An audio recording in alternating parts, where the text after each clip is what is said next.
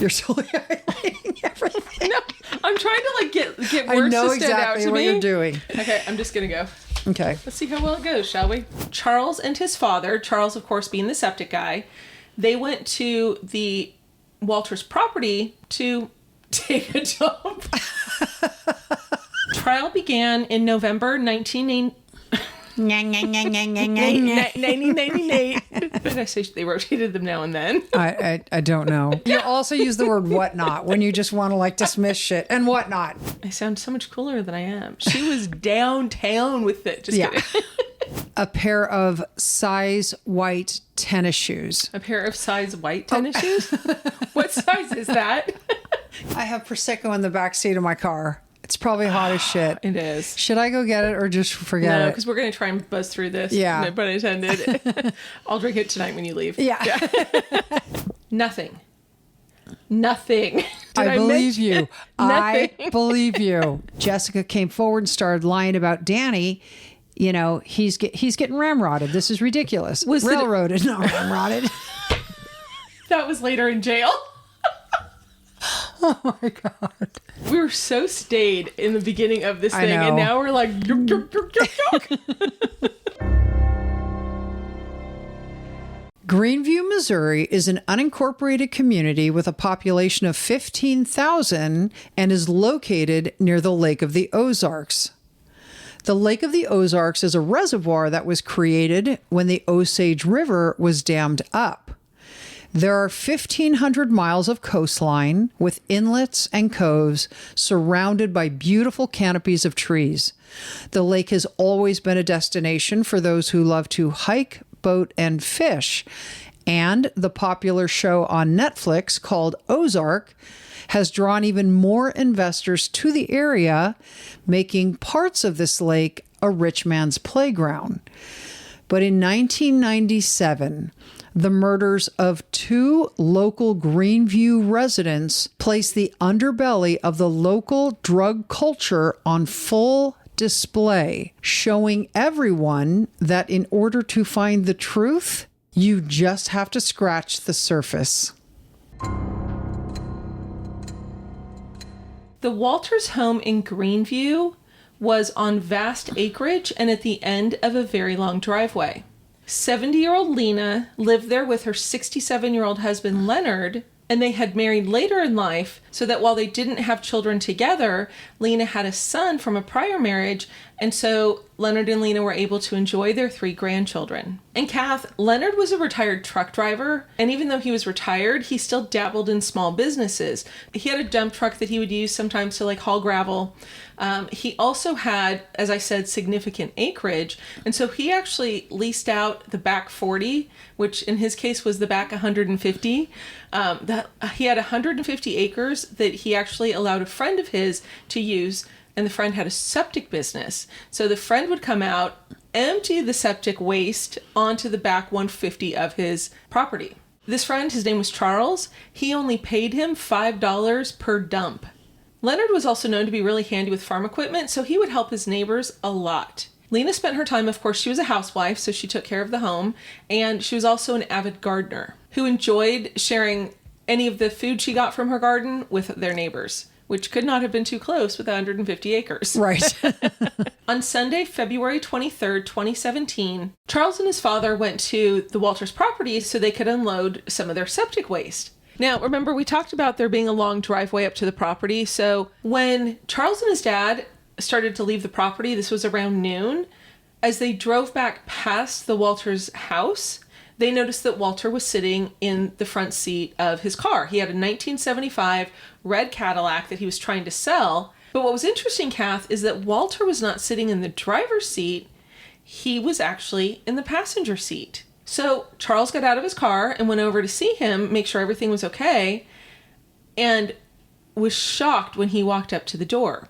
He opened the passenger side door and he saw his friend had blood all over him and was rigid in his seat.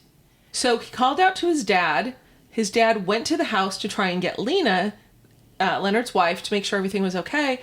And he knocked on the door over and over, banged on it, called out to her, but they never got any response. So at this point, Charles called 911. So after the 911 call, 2 Camden County Sheriff's deputies arrived. Just like Charles had said in his 911 call, they found Leonard slumped in the passenger seat with a gunshot wound to the back of his head.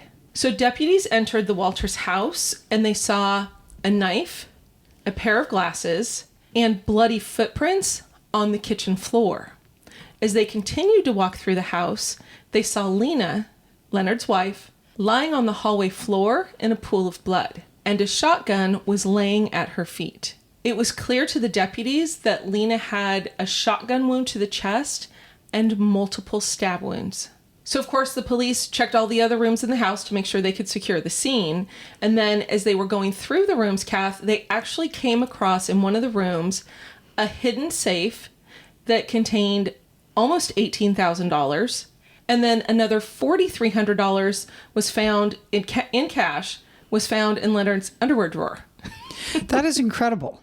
I mean, underwear drawers are the total place where people hide things. Exactly. But is that where your cash is? Because that's good to know. Yeah, my whole $3.27. I was just going to say, I got no cash to hide. It's right next to my Hanes. Exactly. Police determined that Leonard had been killed by a .25 caliber bullet, and Lena died from a stab wound to her heart. Deputies also found 2 active .25 caliber rounds. One was in the back seat of the Cadillac where they found Leonard, and then the other was found in the hall near where Lena had died. There was also a spent shell casing that they found in Leonard's collar. Imagine 70-year-old Lena gets shot in the chest with a shotgun and then stabbed multiple times. And Kath, what I read is that she didn't even die right away. Oh. She, after having been stabbed, she didn't die for like another 3 minutes. That is so sad. Terrible. I mean, the constitution of this 70-year-old must have been incredible.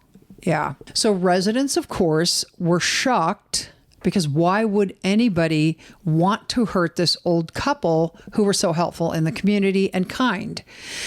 What they quickly came to conclude was that the motive was theft, despite the fact that the crooks left about 22 grand laying around the house. Yeah.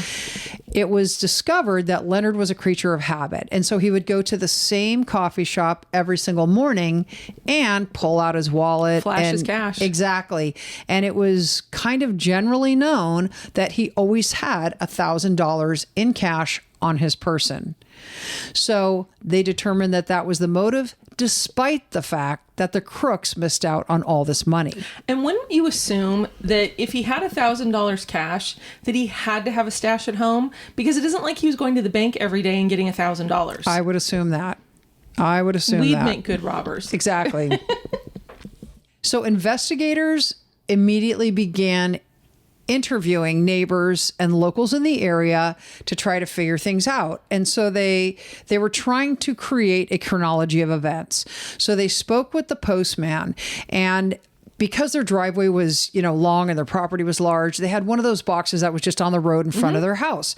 And the postman said it didn't matter what day it was. Every time I came there, the mailbox was empty. They picked up their mail every single day. It was probably a good walk for them.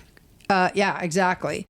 So as Kath said, the Walters were found on a Sunday. And what the mailman told the police was that they consistently picked up their mail until Thursday. When he came on Thursday, which was February 20th, he realized they had not picked up their mail from Wednesday. There were still like 1 or 2 pieces of mail that were there from Wednesday, and he thought it was odd. And then the next day he came back, and the next day and the next day, and the mail just kept piling up. So now they know that there's a window of time somewhere between, early Wednesday morning and Sunday. Or Tuesday after they picked up the mail. Yeah. So police began also looking at crime in the area and had anything similar happened. And they came up with the name Terry Smith. Terry Smith, according to everything I've read, was a hardcore tweaker. He was very entrenched in the local drug culture, and he had robbed an elderly person in the past, not far from where the Walters residence was. So he became the focus of their investigation. And they started trying to figure out his whereabouts. And of course, they knew some of his associates already based upon prior criminal encounters. But 4 days after the murder, detectives got wind of a witness. And she came forward and proved to be the break in their case that they needed. 23-year-old Jessica Cox told investigators that she actually witnessed the murders of Leonard and Lena Walters. And she said they happened in the early morning hours of February 20th. That was Thursday. And she named a name. She said a local self-employed house painter named Danny Wolf was the killer. So based on Jessica's conversations with law enforcement, search warrants were issued against Danny Wolf, and he was pulled in for questioning. Now, this was within a week of the bodies being discovered. So Danny didn't call an attorney when he was being interviewed by police. Instead, he admitted that he and Jessica were together on Wednesday night into the early morning hours of Thursday because he had a hotel that he was staying at, and that is where they were. But he said they stayed in his hotel room all night long. Okay. Did Bound Chicka Wow Wow play in the background? Well, here's the funny thing. When he was actually asked, did you have sex with Jessica? He declined to give that information. I think that gave the information. Yeah, but he did say that they did kiss. And that was all. So he didn't say that was all. 1 foot on the ground the whole time. Anyway, so Danny was known to law enforcement. He had a criminal history going back 20 years for burglary, theft issues, drug issues, and armed robbery. And he actually served, I think, 6 years for the armed robbery. So at the time of the Walters murder, Danny had a very distinct and difficult drug problem and alcohol problem. So after their interview with Danny, and after the search warrants, and we'll get into the search warrants in a minute, he was charged. He was charged as a prior and persistent offender, and he was charged with 2 counts of first-degree murder as well as robbery. But he pleaded not guilty. Is that just a mitigation, or is that is that like California's 3 strikes law? I'm sure it's an enhancement. Okay. And so it'll get you a longer... Enhancement, that's what I meant instead of mitigation. I knew what you meant. Okay. Mitigation. Thank you. That's a freaking F in Killer Destination School of Law, but enhancement is what you meant. Kimmy got it wrong too. But she's famous, so she could afford to get things wrong. That's okay? true. I can't afford anything.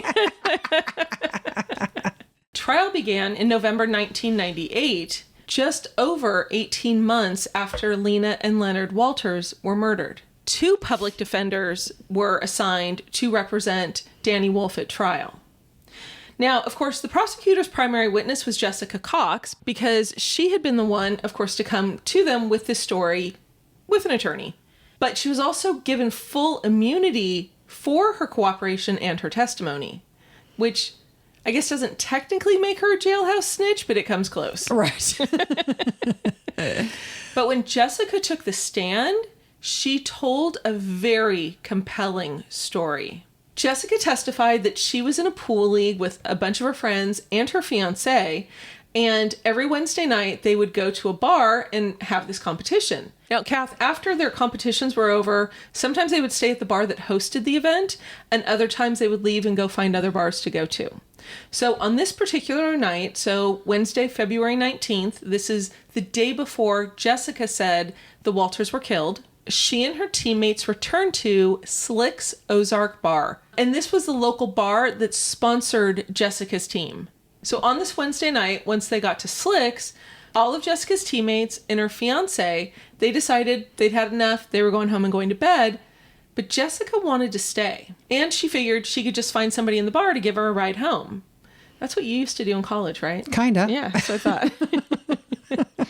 But she didn't stay at Slick's Ozark Bar. She testified that she went across the street to Rock Island Bar and met a man who introduced himself as Danny Wolf. According to Jessica, Danny said to her, "Hey, I want to do a line," which Jessica told the jury meant either cocaine or meth. And then Danny actually offered to front Jessica drugs if she wanted to do them with him, and then he would give her some to sell so that she could pay him back. And Jessica was game for the drugs. So when last call was announced at 1 a.m., Jessica left the bar with Danny, got into his car, and they drove to the Williamsburg Inn, which was where Danny was staying. And they arrived there about 1:30 in the morning. Jessica said they stayed in the hotel room for about 20 minutes, and then they left because Danny wanted to pick up a bag of weed. And it didn't sound like it was a baggie of weed, but rather like a trash bag kind of full of weed. A duffel bag. Exactly. Something like that. If you're going to have weed and get caught, go big. That's actually very bad advice, everyone. I'm not trying to give good advice. Isn't that what the law school teaches? It's better for attorneys. Oh, I don't know about that.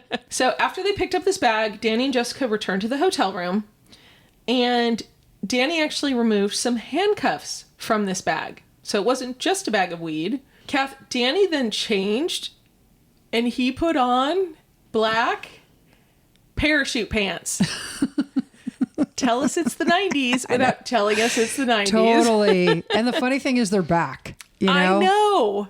Yeah. It didn't. All they need to do is watch an MC Hammer video to understand why they should never wear parachute pants. One of the things, Kath, when Danny pulled out this, like, these cuffs, Jessica was like, "What are those for?" And he goes, "Don't worry, they're not for you." And she was like, "Oh, okay." And didn't run screaming from the hotel room. You'd think at that point she would have, but she didn't. She didn't. A woman with no self-preservation. Right, exactly. So Jessica testified that around 4:30 a.m., so just 3 hours after Danny changed into parachute pants. In the early morning hours of Thursday. Exactly. And then in addition to the MC Hammer pants, right, there was also a camouflage jacket that Danny also put on because it completed the look. Jessica then testified that she and Danny left the hotel at around 4:30 in the morning. And so the early morning hours of Thursday. Exactly. They stopped at a gas station. Danny gave Jessica $6 and told her to go buy some sodas and a pair of cotton gloves. Would $6 buy a couple of sodas nowadays or just one? Right. Definitely no gloves. Exactly. No. Then Jessica said they drove to Greenview, where Danny pointed out the Walters house as they drove by. Danny pulled over to the side of the road, the gravel area on the side of the road, and it was about 5 o'clock in the morning. And while they were sitting there, Danny told Jessica that they were there to rob the occupants of the house. And what Jessica testified Danny told her was what Kathy had said, that Leonard Walters was known for carrying a large stack of cash.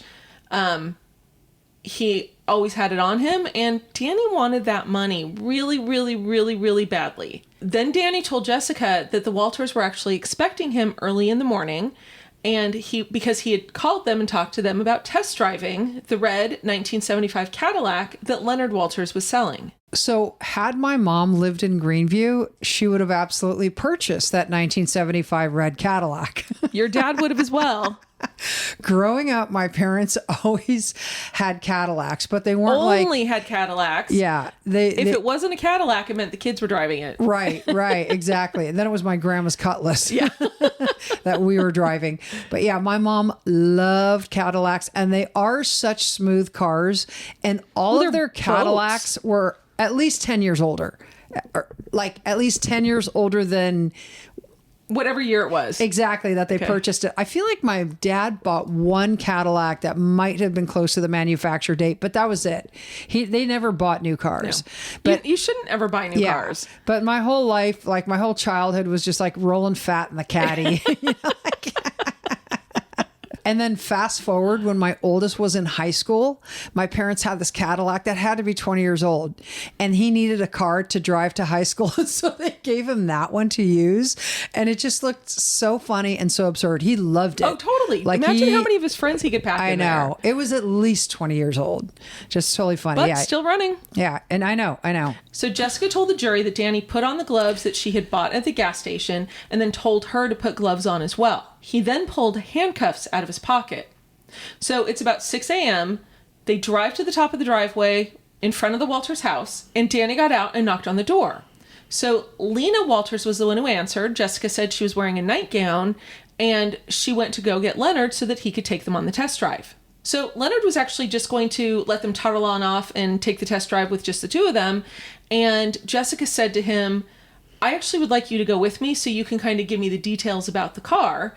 And Leonard agreed and said, sure, let's go. So Jessica gets in the driver's seat, Leonard gets in the passenger seat, and then at the last minute, according to Jessica, Danny jumped into the back seat. So they start taking their drive. Jessica and Leonard are chatting about the car when Kathy all of a sudden, bam! Jessica hears this loud noise, and then she sees Leonard slump forward in his seat.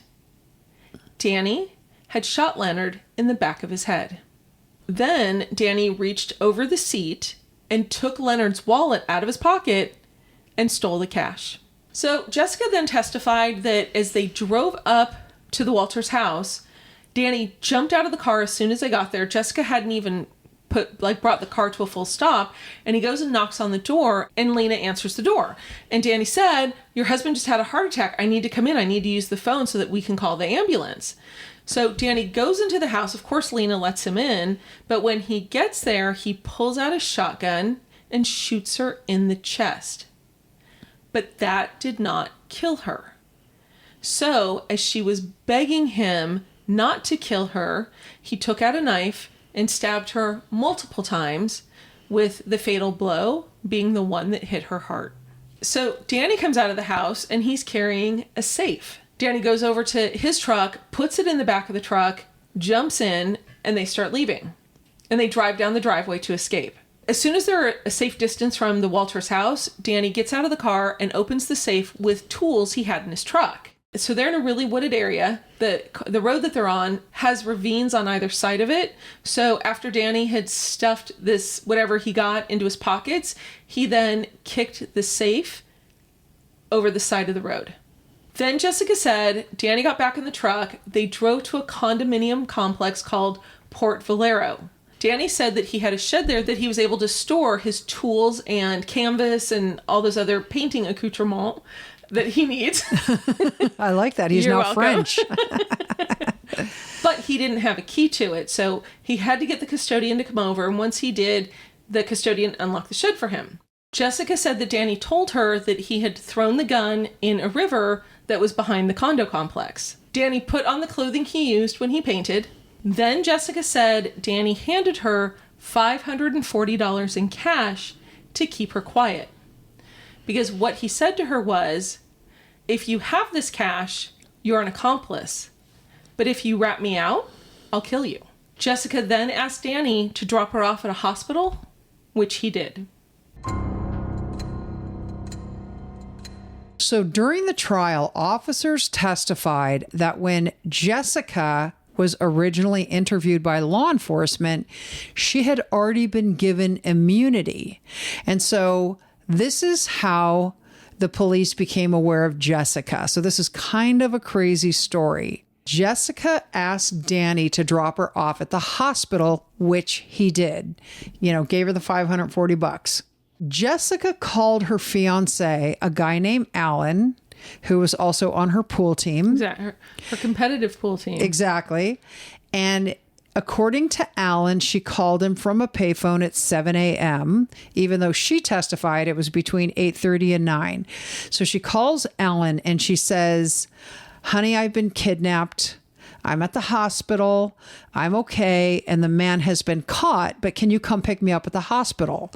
And he was upset with her. Why? Because she hadn't come home the night before? I don't know. Probably. Who knows? Because what she said was she stayed at the bar. She asked a man for a ride home And instead of dropping her off on her street, he drove past her street and he took her to his cabin where he tied her up with fabric. So he's upset at the story. He's probably upset with her. Anyway, he says, "I'm really sorry. My car's broken down. I can't come get you." So she calls another friend of hers and she's like, "Hey, listen, I got kidnapped. I'm at the hospital. Can you come help me?" And the friend's like, "I'm sorry, I can't. I can't pick you up right now." So she was wearing on her friends. She was that friend. She was, yeah, maybe they were actually frenemies. But anyway, so then she calls a third person, a guy who's in this competitive pool league. And she's like, "Hey, friend, I'm really sorry, but I was kidnapped. Can you come pick me up?" So he says yes. So he brought a buddy of his with him. So these two men pick up Jessica at the hospital, and she is telling them of this horrible, frightful kidnapping story. But she says, like, "Thank God this guy has been caught. Everything is fine. I'm okay. I hit my head getting out of his car, and that's why I had to go to the hospital to be checked out." But for the record, if you had called me from a hospital saying you were kidnapped, I would make sure to find a way to come pick you up. I would do the same, but what if I hadn't been kidnapped? I was just at the hospital. Well, is there any caveat? Same thing applies. Okay, good. And same. Yeah. After she's picked up by these two men and she's telling her kidnapping story, this very dramatic kidnapping story, she identifies the kidnapper as a guy named Frank. And she describes him as having long dark hair. He's in his 30s or 40s, and he drives a 1970s truck. Okay. So she tells her fiance the story. She tells her friends the story. This story flies around town like wildfire. Well, it's a small town. Exactly. So the bartender at Slick's Ozark Bar, this is the one who supports their pool team. He is tending bar one night, and one of his customers goes, "Oh my God, there's that guy who kidnapped Jessica. He matches the description to a T." The patron in the bar approaches this man, and remember, Jessica said this guy, the kidnapper's name was Frank, approaches this man and starts kicking his ass. Wow. Yeah. And so the bartender interrupts the fight and then asks the guy, like, "Are you the kidnapper? Is your name Frank? Blah, blah, blah, blah, blah." Well, he pulls out an ID and he goes, "No, my name's Danny. Here's my driver's license. My name is Danny Wolf." So now the bartender is suspicious. Is Jessica lying about being kidnapped? This is crazy. So he gets Jessica's fiance on the phone and goes, "Hey, dude, we just had a guy come into the bar who matched Jessica's description perfectly. His name was Danny Wolf, and he just got his ass kicked. And I have a feeling Jessica's lying about this." So the bartender actually calls the police to try to verify whether a kidnapping occurred and was a guy arrested. Wow. And he tries to do the same thing at the hospital. But probably got answers on none or neither call. I don't know. Okay. I didn't get those details. But so now the bartender and the fiance are suspicious that Jessica's lying to them about this kidnapping. So the fiance goes to her and goes, "Listen, honey, I know you're lying. What's the deal? What's going on?" And so she admits that she was lying about this kidnapping story because she had witnessed a double murder. So at this point, her boyfriend's like, "Whoa, whoa, whoa. Don't tell me anything. You either need to go to the police or you need to hire a lawyer." So she hires a lawyer. She borrows $1,000 from a friend of hers and goes to an attorney. Would you loan me $1,000? I just might. Depends. Depending on what you did, depending on what kind of information you had. No, I just meant in general. So, oh, sure. Yeah. Thanks. Well, jewelry. So, yeah, exactly. So she hires this lawyer, and the lawyer's like, "Oh, holy heaven, this is crazy information. I'm going to call the police." So he calls the police and he immediately gets an immunity deal. She does not give any substantive information to the police until it is freaking inked and done and rock solid. Then all she told him was that, "I saw the murder. I know who did it." Okay. Essentially. Once the police have this immunity deal. She starts singing like a canary, and she brings them to the area where Danny Wolf had kicked the safe down the ravine. She also brings them to the motel room where he was staying and points out his truck to them. Lastly, she tells them that in the wee hours of the morning, they had gone to pick up a bag of weed from his friend. She also told them that the two of them had stopped at the Port Valero condominium complex. So she gives them the whole lay of the land, and they immediately issue search warrants for his hotel room, the hotel trash dumpster, his vehicle, and the Port Valero shed where he keeps his painting equipment. So from Danny's vehicle and the storage shed at the Port Valero condominiums, the police seized his toolbox, a set of silver handcuffs. They seized his black parachute pants. Aww. I know, wow. They seized a pair of brown gloves. They took a hairbrush, which I am assuming they took because they wanted to do a hair sample comparison if they found any. And they also took a crowbar from his truck, as well as a pair of size 10 white tennis shoes. From the dumpster at the Williamsburg Inn where he was staying, they found a box, I think it might have been a couple boxes actually, of 25 caliber cartridges, and they found a couple of live rounds in the dumpster. They found a lockbox, they found a camouflage jacket, a wig, and papers with Danny's name on them. You mean like letters, things like that? Not that he'd written his name over and over again? Yeah, it didn't. Okay. Yeah, exactly. It didn't say what they were. Danny Hart's Kathy with a C. Right. It was none of that. There were no XOXs. Okay, good. But my impression is it was some kind of receipt or something. Okay. But he definitely was connected to the dumpster by whatever they found his name on, which was not explained. They also found 3 ring boxes with like jewelry boxes and 3 rings. Significantly, they found a piece of black hair in the cartridge box of the 25 caliber bullets. So the state introduced evidence at the trial that Danny had offered to sell a 25 caliber gun to the bartender at Slick's Ozark Bar, which the center of the universe seems to be happening in that story. Absolutely it does. Exactly. We need to go there. Bucky's and Slick's Ozark. Oh my God, Kathy, there's also a haunted house nearby. Ooh. I can't think of the name of it, but when I was doing research in the area, I was looking, I think it's called the Haunted Castle House. And I was like, ooh, because I want to go Haunted there. Mansion was taken. I know, seriously.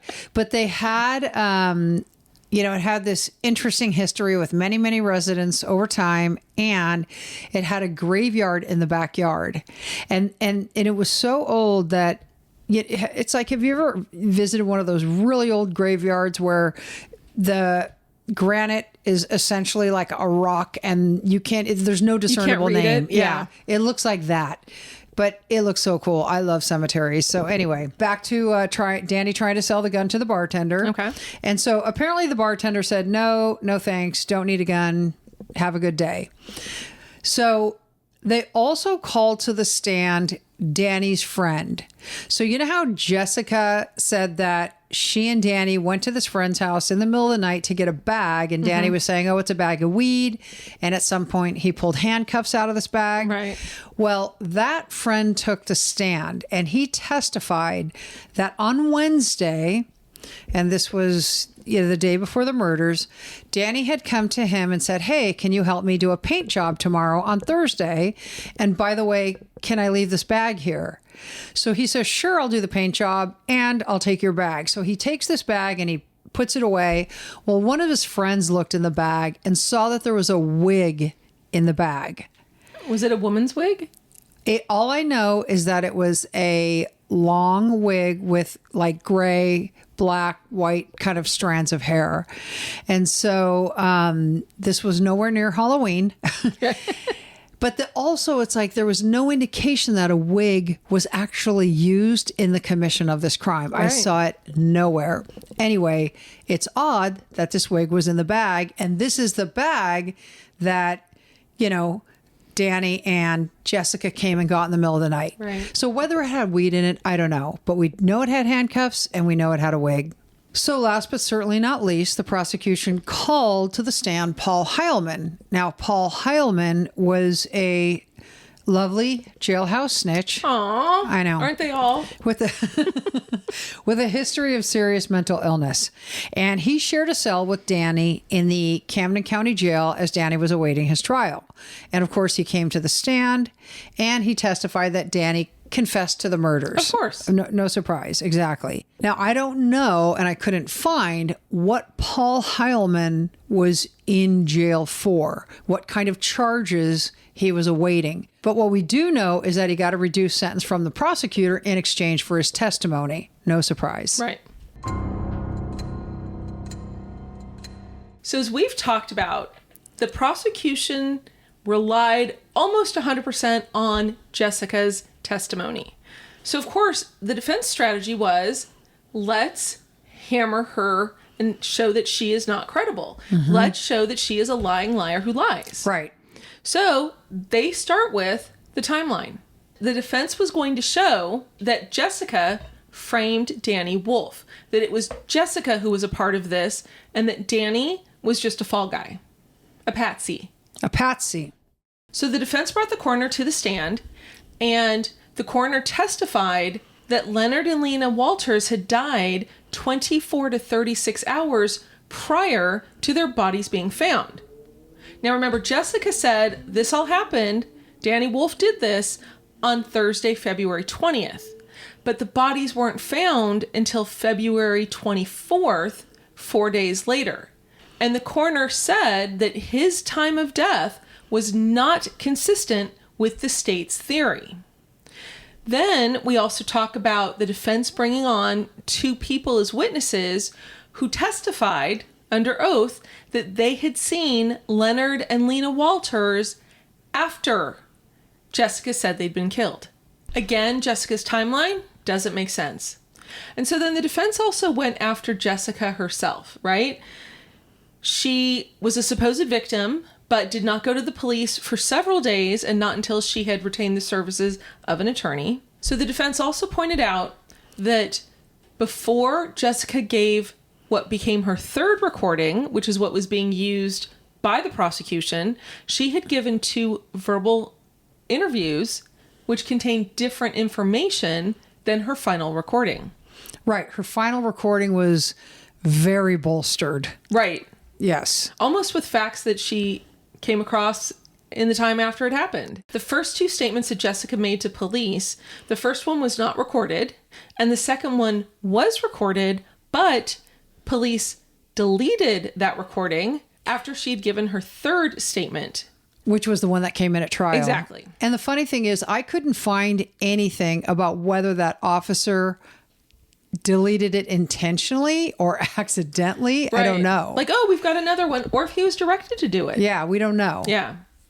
So Jessica admitted that her formal recorded statement obviously was given 2 days after her immunity, as we just said, and she admitted this on the stand to the jury. But she also admitted that before her third statement, she had watched TV, she had read newspapers, and as Kathy said, she had listened to police scanners. So she had a wealth of information that she didn't originally have.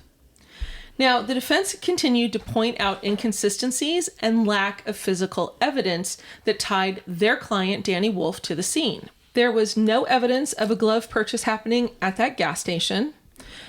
The gloves that Jessica described wearing, because remember, Danny got the new ones. Danny got brown gloves and Jessica said she wore purple gloves. Oh, that's right. Yeah. And so they couldn't find any purple gloves. So Jessica had testified that she saw Lena Walters in a nightgown when she opened the door. And when police went to the house, when they were called out, they did not recover a nightgown from the scene. Again, this is the defense pointing out what they think are inconsistencies. Mm-hmm. Jessica also had testified that she was in the red Cadillac with Leonard and Danny for about 20 minutes. But when she was questioned by the police about what was inside the car? What did it look like? All of that. She couldn't answer a single question. She couldn't say what color the upholstery was or whether it was, Right. And no features. Right, exactly. Like she had a conversation with this guy about the features of his vehicle. I mean, I get it was a ruse, but she could offer nothing. Exactly. Was it air conditioned? Right. Yeah. Was there a CD player in 1985? Probably not. Did Leonard have a roach hanging from the rearview mirror? 67-year-old Leonard. Was he Leonard Skinner? No, I'm just Exactly. kidding. Jessica had also said that she had called her fiance between 8:30 and 9. Her fiance testified that it had been around 7 a.m. And then the rings and ring boxes found in the dumpster were found to be not connected to the Walters at all. So all this information they're getting, it isn't necessarily from the same crime scene. Danny's defense attorneys actually presented 4 witnesses who knew Jessica well and testified that she was a lying McLiarpants. Right. Liar, liar, And liar, liar. And she was known to be that way throughout their entire community. Mm-hmm. And in several states that, just kidding. But yeah, like reputation in the community is admissible. Which is crazy. If you put your character in evidence, it's admissible. And so... And her character was in evidence because she said, believe me. Because she's the primary... The credibility and the veracity of every single person who takes the stand is at issue. But she's not a defendant, remember? Right. So there are certain protections from admitting character evidence against a defendant, but with a witness, you have freer latitude. And so you can attack their credibility and you could admit evidence of their reputation in court. And so, 4 people took the stand. And like you said, she's a lying liar who lies. Exactly. It also turned out that Jailhouse Snitchy had been writing letters for months to the prosecutor asking to be able to testify against Danny Wolf. He wrote so many letters. Guess how many? You already know the answer. 13. Exactly. 13 letters. Lucky Yes. 13. For months. Yeah. Leading up to it. Begging for, some assistance with his own legal problems. And so, and the thing is, it's like these letters weren't turned over until the 11th hour, so to speak. And they'd had them the prosecution had them for 7 to 8 months, 6 to 7 months. Correct. I still don't understand how that's allowed. Yeah. It shouldn't. It's not supposed to be. No, it's It's not discovery. supposed to be. Every single state has its own discovery rules and timelines. And so is wherever this is, Missouri's. I'm glad you're super in touch with what's going on. I am. Well, the middle states all kind of blend. But in Missouri, is it 24 hours? Like, there's no way. Oh, I don't know what the Missouri statutes say, but Why? I am sure. You know what, Kim Kardashian? Let me get her on the phone. You're the I bet law she goddess. knows. No. You're the law goddess. You know all. You know all. I know enough to know I don't know Jack Diddley Dooski. But anyway. So most importantly for the defense case was that there was absolutely no physical evidence tying Danny Wolf to this case. The police obtained fingerprints and footprints and tissue and blood and hair evidence, and nothing was tied to Danny Wolf. Right. Which is crazy. I know. It's crazy. There were no fibers on his clothing that matched anything inside the Walters home or the vehicle or anything. The gloves that he was wearing did not have gunshot residue on them. That's crazy. That's crazy. It is. And the parachute pants and camo jacket ensemble had no blood or fibers or hair or anything on them either. Right. And this is, remember, poor Mrs. Walters was horrifically, she was shot and then she was stabbed. Right. That's an up close murder. And you would think even if he shot Leonard Walters or stabbed Lena Walters. Correct. There's blood spray. Where's the blood spray? And he reached over the, what do you call it? The front seat. Thank you. To steal Leonard's money. You telling me that camo jacket had no blood on it? Right. So yeah, no blood discovered on anything. For me, it was the no gunshot residue on the gloves. That's so huge. Like, that's crazy. Yeah, because Jessica specifically said they each had their gloves on. And they were just like cotton gloves. With an elastic around the wrist so that nothing would get into the glove. Exactly. A firearms expert said that they could not link Danny Wolf to the cartridges that they had found in the dumpster. Remember the boxes of cartridges that you spoke about? Right. And remember, they found no murder weapon. Right. You know? Well, did you ever hear, did they dredge the lake or river? They did. Oh, and they still didn't find it. Yes, because Jessica said, he threw it in the lake. Right. They dredged the lake. And so, or I shouldn't say dredge, they sent divers down. They looked for that gun in the water. They never found it. Well, and then the other thing that really the defense, like the final thing with the defense, was that there were some hairs found in the areas of the house, of the Walters house, where Lena had been shot and stabbed. Those hairs did not match Danny's, and there was a hair found in the red 1975 Cadillac in the back seat that also did not match Danny. And we said earlier there was one black hair found in the cartridge box in the dumpster that also did not match Danny. And none of those hairs matched the victims. Right. And then finally, the last thing that the defense brought up was the fact that the size 10 white tennis shoes, or I'm sorry, the size white tennis shoes. Yeah, that's right. The size white tennis shoes. Yeah, they were a size 10 and Danny wore a size 8. And that's a significant difference. It is. So after deliberating for 12 hours, the jury returned a guilty verdict against Danny Wolf, and the court imposed 2 death sentences. And they found that in the case of Lena Walters, there were 5 aggravating circumstances. And in the case of Leonard Walters, there were 6 aggravating circumstances, which is what caused the judge to impose 2 death sentences. So Danny's attorneys appealed the verdict and the sentencing.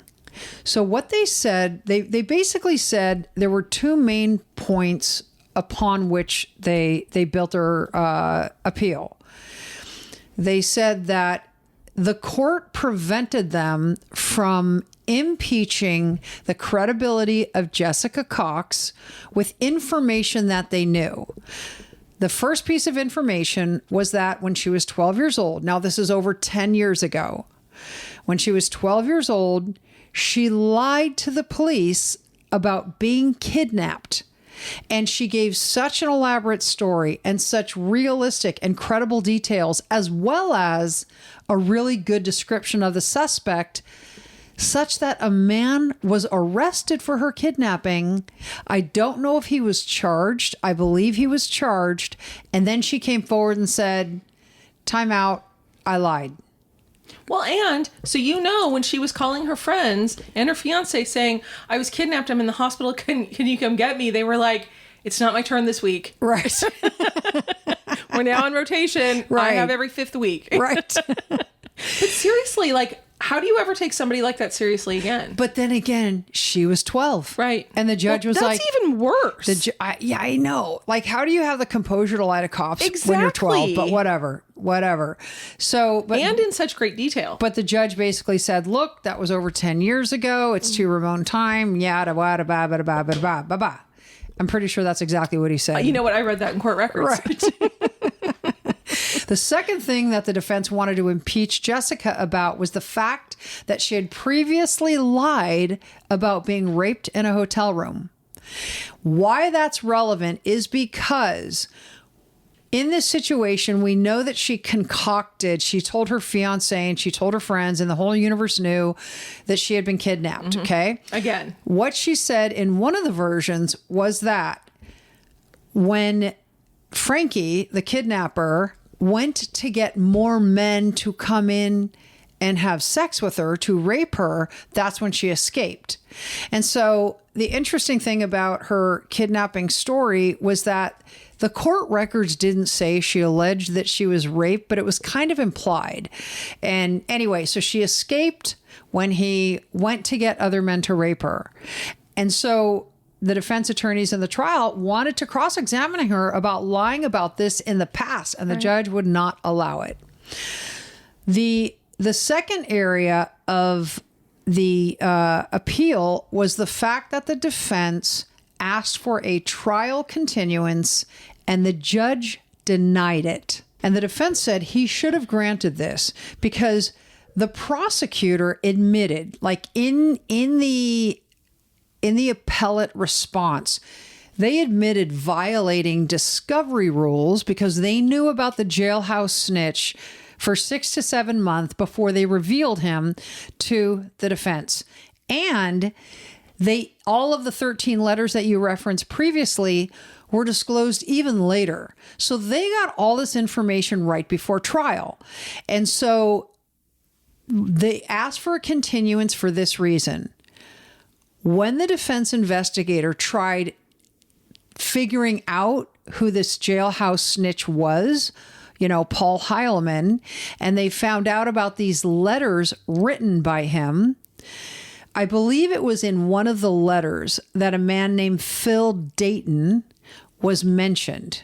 They find out about this guy, Phil Dayton, while they're investigating the snitch. Now, again, this is like moments before trial. I mean, not literally, but you know what I mean. But it was like 24 hours. It was a little long. It was longer than that, but it was at the last minute. Yeah. Okay.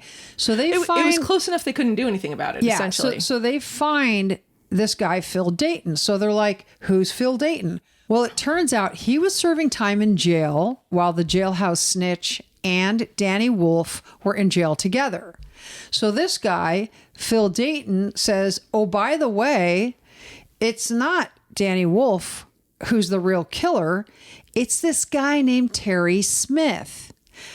Terry Smith is the super hardcore tweaker that the detectives were originally investigating before Jessica came forward with her attorney and asked for immunity. So, and named somebody else. Correct. So Phil Dayton, this guy in the jail, says, oh yeah, my buddy Terry Smith told me that he had been planning on robbing this old couple who were in the process of selling a car. So, anyway, so this is huge news to the defense. And they're like, oh my God, Terry Smith was the guy. And then the minute Jessica came forward and started lying about Danny. Were they alleging, though, that it was Jessica with Terry? Or Terry by himself, and Jessica was just trying to get herself out of this? Well, here's the thing. So the defense believed that Terry Smith and Jessica were the actual killers. So this guy in jail, Phil Dayton, who said, oh, my buddy Terry Smith said he was planning on robbing these people, couldn't give anything more specific. And Dayton was in jail at the time of the Walters murder. So he could not put Terry Smith at the scene of the murder, and he couldn't put Terry doing anything in advance of his plan. Do you see what I'm saying? I do see what you're saying. Okay, thank you. I also hear it. So the defense on appeal was saying, holy moly, we were compiling facts to show Terry Smith was the killer. And 2 days before trial, we actually asked the judge for a continuance, and we explained everything we were doing and where all the implications lie, but he denied our continuance. And not only did he deny our continuance, he said that because we did not have evidence or any kind of witnesses to show that Terry Smith had actually gone to the scene or taken any steps to perpetuate this crime, you can't talk about him at your trial. So the defense was precluded from pointing to the person that they thought was the real killer. And they also had 2 witnesses, one of whom was a woman named Barbara, and Barbara would have taken the stand and said, I know that Terry Smith and Jessica Cox are friends. I've seen them together. They've been to my house. Then there was this other witness named Phyllis who was going to take the stand, and she was going to say, I used to be roommates with Jessica, and she told me that she had seen a murder, but she didn't mention Danny Wolf. She mentioned 2 other guys, but whatever. So the defense was working on bringing this story together, and the judge was like, nope, not admissible. So the Court of Appeal said, look, We know you wanted to point to this guy, Terry Smith, but you didn't have any evidence that he was actually anywhere near the crime scene, so it's a red herring. The trial court had the discretion to exclude it, and he did. And we don't see any indication that he acted incorrectly. So what happens in this appellate opinion is there's a very long dissent. And the dissent was scathing. And they brought all of these things up that favored the defense. But the majority said, see ya, have a nice night. And the answer is no. Your appeal is denied. The conviction is staying, and so is the death penalty. So they appeal again to the Missouri Supreme Court, and the Missouri Supreme Court, in a unified decision, like everybody agreed, full Is that what panel. unified means? Exactly. Well, I was going to say en banc, but it doesn't matter. Anyway, all the justices said, you know what? We're overturning the conviction, and we're pulling the death penalty off the table, and here's why. They didn't get in. I mean, they talked about the facts, but their big thing was this. They said that Danny Wolf had ineffective assistance of counsel. And the reason was, before the trial, the defense attorney asked if Jessica Cox had hair samples taken of her, because we know the victims were excluded with the hair, and we know that Danny Wolf was. And the prosecutor replied, I'm not too sure if Jessica had her hair or blood taken. And the defense attorney relied on that vague statement to not push further and find out. What the defense attorney did at trial was say to the jury, hey, we know it wasn't Danny's. We know it wasn't the victims. It had to be Jessica Cox, that lying whore. Except I'm sure they were nicer about it. No, I don't think so. So the Missouri Supreme Court said that information was just argument. He actually had no detailed evidence. However, after the death penalty was imposed, those hairs were tested.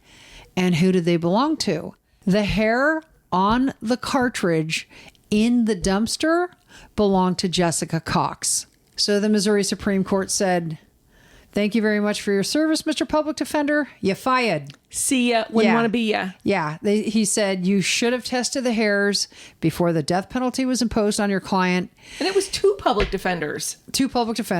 And anyway, so Danny Wolf got a new trial.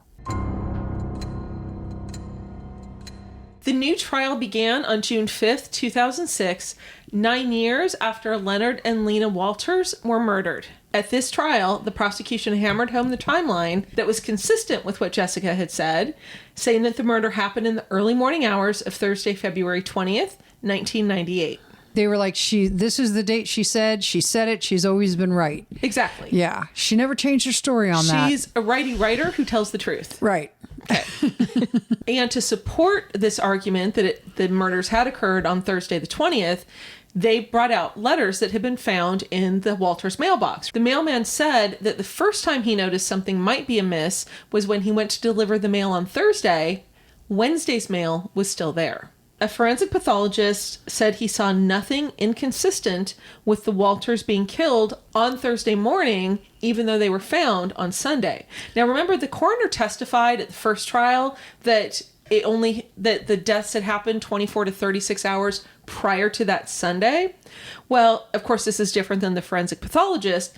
And so at this trial, the coroner said that he had no expertise in determining time of death, and in fact hadn't even taken the body temperatures when he arrived on the scene. In the second trial, there were 5 experts who testified on time of death, and each of them said something a little bit different than the other. However, the coroner, who admitted to not having time of death experience, was the one that was most harmful to their case. So the prosecution attacked them the most.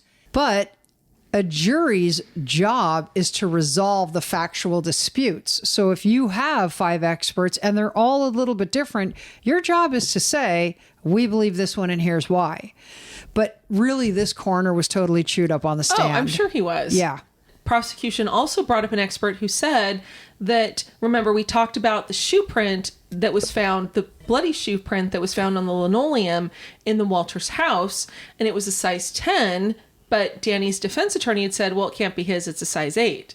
Well, they now had an expert come to the stand who said, Danny may have worn a size 8, but the white tennis shoes we found in the shed where Danny had changed his clothes, the tread of the bloody shoes they found actually matched the tread found in the Walters house. Yeah, so they said, we don't care what size Danny wears or doesn't wear. These white shoes were in his shed. And then the prosecution had police testify. So, as you know, as we talked about, the defense had been painting Jessica as a lying liar who lies. Well, the prosecution was now coming about to say, no, she was fine. Danny is the lying liar who lies. The police testified that Danny had lied at the beginning, said that he didn't know who Jessica was. He also lied about taking Jessica to the friend's house to pick up the bag of weed/wig/handcuffs. And then, of course, when Danny's friend testified, Danny had to admit that he had actually taken Jessica there. Danny had also denied taking her to the Port Valero condominiums where he changed the clothes. And yet she was able to, remember, take the police there. And that's where they found clothing and the tennis shoes. Prosecutors emphasized that Jessica was able to take police officers to where the safe had been kicked off the road down the hill, to where the condo complex was, where Danny changed clothes, and the hotel, of course, where they stayed, and was able to point out Danny's truck. Yeah, so they're basically like, she was able to give us all this information. Of course he's the killer. Right. You know, and I mean, she's not the liar. Yeah. And so I thought this case was so interesting because there were a lot of people who believed Danny to be innocent, and there were a lot of people who believed Terry to be the killer.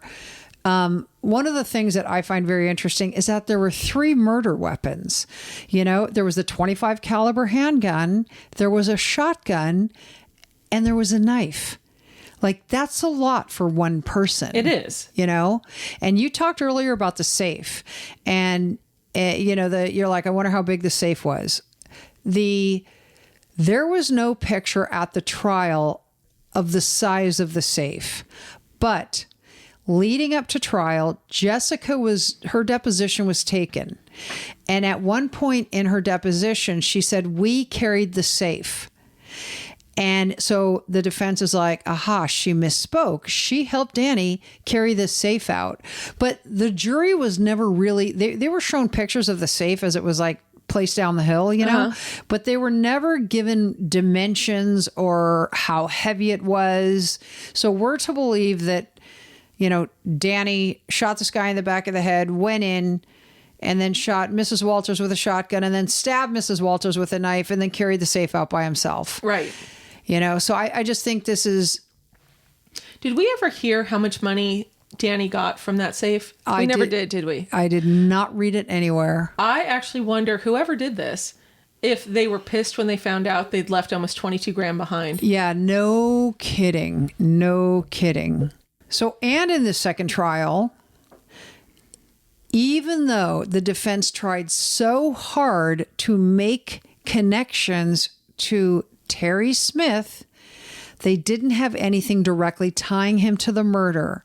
And because the judge told them, look, you didn't produce anyone with any personal knowledge that placed Terry at the scene or with a murder weapon or taking steps to kill the Walters. Therefore, he doesn't come in at this trial either.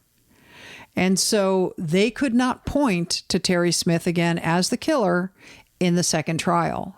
So in June of 2006, the jury found Danny Wolf guilty of 2 counts of first-degree murder and 2 counts of robbery for a second time.